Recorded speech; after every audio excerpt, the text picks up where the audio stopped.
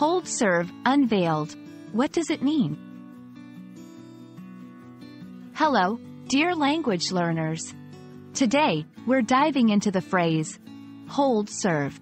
You might have heard it in various contexts, especially in sports, but what does it really mean? Let's find out together.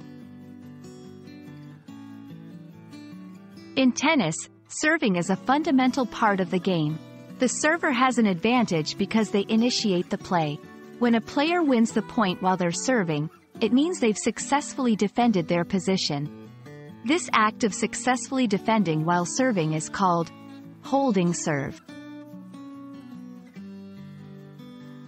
Beyond the tennis court, hold serve has been adopted into everyday English language, especially in American English. When used figuratively, it means maintaining one's position or advantage in any situation, not just sports. For example, if a company is facing stiff competition but manages to retain its market share, you could say the company held serve. To truly understand the phrase, let's look at a few examples. 1. In a sports context. Despite the aggressive play from her opponent, Serena managed to hold serve. 2. In a business context. With so many startups emerging, the original tech giants are struggling to hold serve in the market.